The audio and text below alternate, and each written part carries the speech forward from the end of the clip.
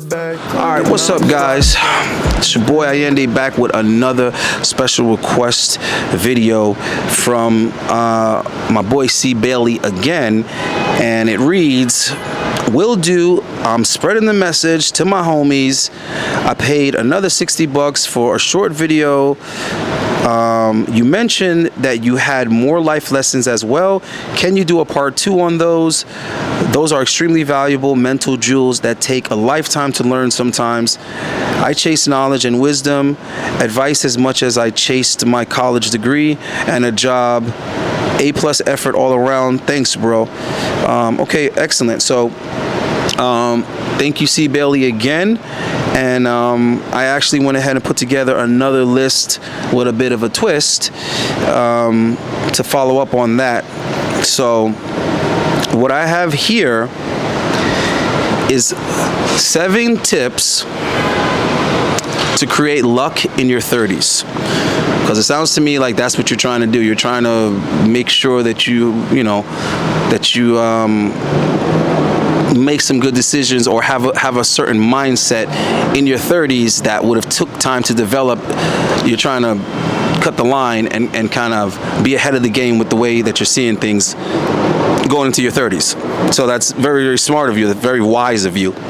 And I always tell young guys, seek a mentor. Okay, because smart people learn from their mistakes and wise people learn from the mistakes of others. So it's definitely a good idea.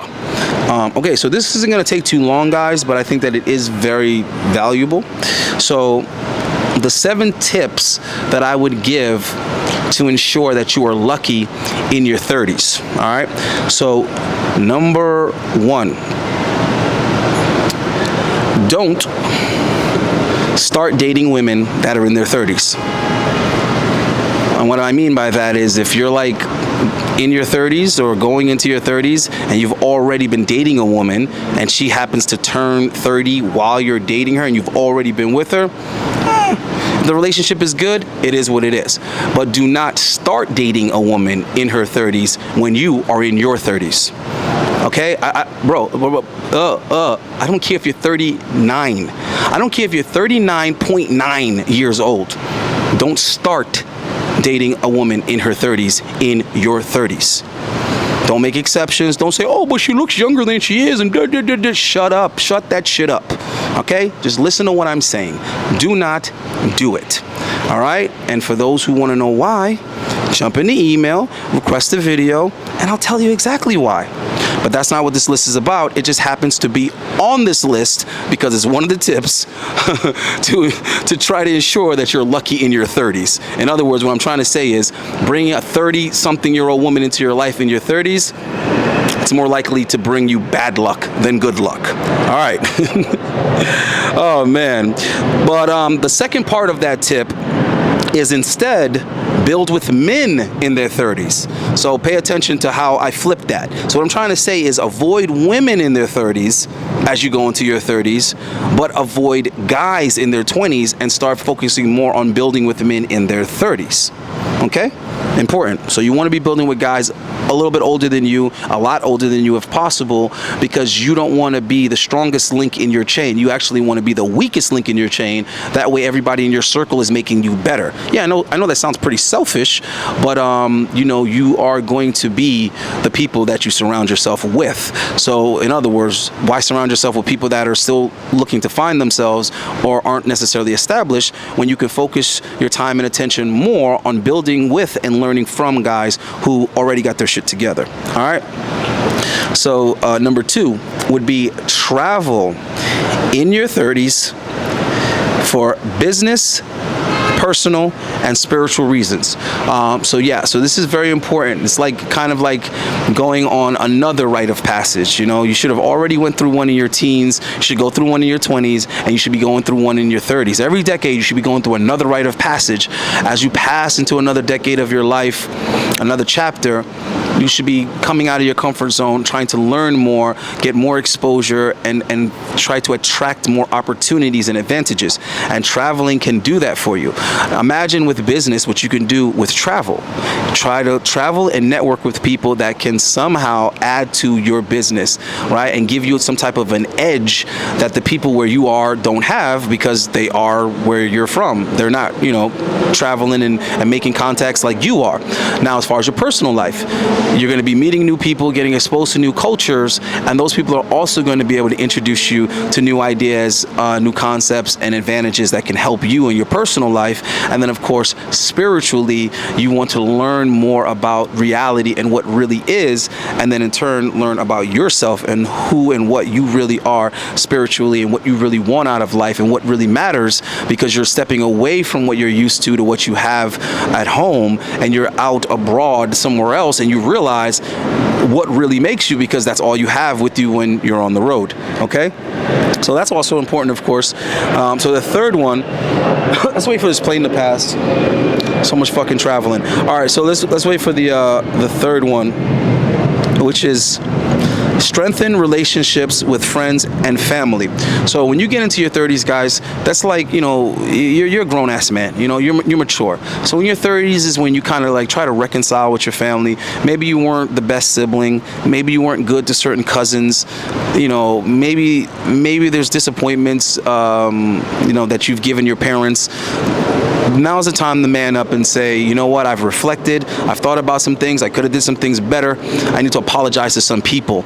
Maybe you weren't spending enough time with some nieces and nephews, maybe you've grown apart from some friends or some family members. So use that time to kind of look at yourself and say, what could I have done better in regards to the people in my life that I love? Okay, so that's also important, because you want to have a better relationship with people, personal, and kind of just leave what you did as a young boy in the past, and go ahead and give people that second chance, as well as get that second chance from people, and then obviously do better, and then in turn you'll become a better man.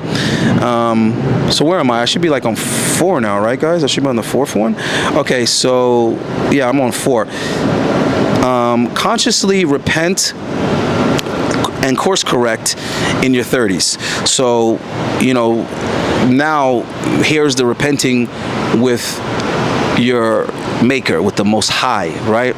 So whatever your belief system is, you need to try to align more with that as you're coming into your 30s, because you should be more mature and you start developing a better understanding of your faith.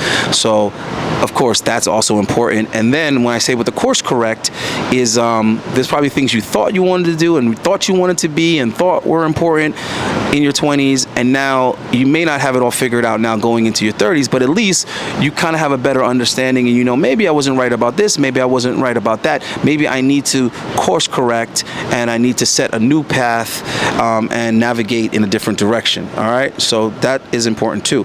So number 5, start adding value to your name throughout your 30s. Now what I mean by that is as a man, all you really got is your word and your nuts, and you ain't breaking it for nobody, right? Should be the motto. So going into your 30s, you want some respect on your name. You want to put some respect on it, right? So how do you do that?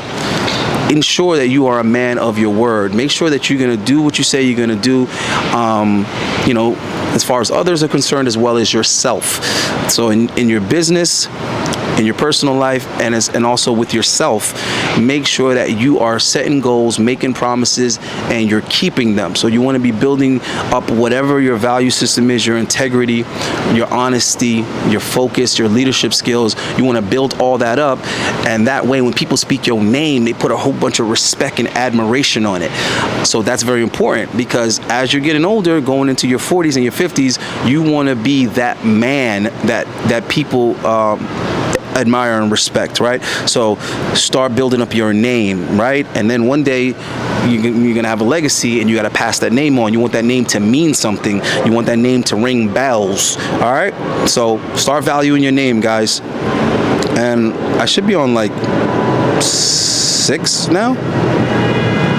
I lost count a little bit, but I'm 1, 2, 3, 4, 5. Yeah, I'm on 6, guys. All right, so number 6, get to truly know yourself in your 30s, all right? So this is very important. And what I mean by that is start to learn what your limitations are, right? What are you capable of and what are you not capable of? Very important, because this is going to prevent you from falling flat on your face and suffering from great loss, because now you should be acquiring a lot at this point where you have a lot to lose.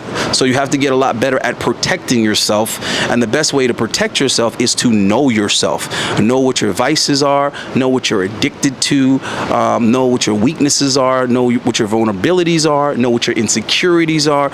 You need to know that, and when you know that, you can start to solidify it so that you can avoid attacks from outward, because you already know what your weakness is, so you already know where to put up your shield. All right, and also know what your strong points are so that you can maximize and fully use those to their full potential, and level up and all like that. All right, so now we're on the final one, which would be lucky number 7, and that is make yourself as valuable and essential to the lives of others as possible. Okay, so now this is important too, because you want to be somebody that your family can count on, and you also want to be somebody that your colleagues, your business associates, your partners can count on to become more successful themselves. You want to be a very significant part of the machine, right? You want to make yourself basically irreplaceable to the people around you, to the people that count on you. So these are, some of the components of being a high value man, not just how much you earn, but how essential are you to other people's ability to earn and to be successful and to connect the dots and accomplish their goals. All right, so that's very important too, because as you become more valuable to other people and more essential to their livelihood, guess what? Now you're protected. Now there's people that are like, hold on, I can't afford for something to happen to him, or for him not to be able to function, because I need him to function so that I can function. Okay, so basically you're creating a support group of people that got your back, because they can't afford to lose you. They can't afford for you to get sick. They can't afford for you to take a day off. They can't afford, you know what I'm saying? So that's also very important too, guys. All right, so I hope that list of 7 things was useful to you, but we don't just fall into luck. We have to make luck. We have to create our own luck. So that's what that list was about. I'm just giving you guys tips on ways to put your mindset on things that are important, that are going to benefit you. How do I say it? Like in a multiplication kind of way. Because if you're doing these things, you're basically just setting a bunch of seeds. You're planting a bunch of seeds, and those things are going to start to grow and flourish. And next thing you know, you're going to seem like the luckiest dude in the world. But it's not really luck. It's that you put time and attention in the right areas, and you paid attention to the right details, right? And now it's all paying off. All right, guys. So I'm gonna get the hell up out of here. It's not what you do, it's how you do it. So stay consistent, stay focused. If you guys got any more questions or need any more advice, jump in the fucking email. As always, book a consultation, support the channel. What more can I say? Let's keep it authentic, guys. Peace. If you're an Olympic athlete or something like, you get to the high, you also have to peak at the time it's an Olympic year. You could be the fastest runner in the world and it's an off year. And so, by the time you get to the Olympics 3 years later, you aren't anymore. So there's a lot of luck involved in things in the world. So at 30, I started Wine Library TV. YouTube blows up. At 31, I'm on Conan O'Brien, Ellen. There's articles being written about me. Now they're writing that the business grew from $3 to $60 million in sales. I'm becoming this guy. I got so many goddamn emails from friends in high school during that period when I was showing up in all these magazines and TV shows. And every single one of them was like, hey, Gary, you remember me from high school? Oh my God, you're so lucky. I wrote back every single one of them and said, let me just clarify one thing. I'm not lucky. I worked. I worked every goddamn weekend and every holiday since I was 14 years old. So you can keep that luck shit in your pocket. My intention with this video was to spread understanding, not fighting. I want you to see that it's not one point of view or the other. You can pull and learn from both, especially the one that you don't immediately resonate with. Embrace the genius of the and.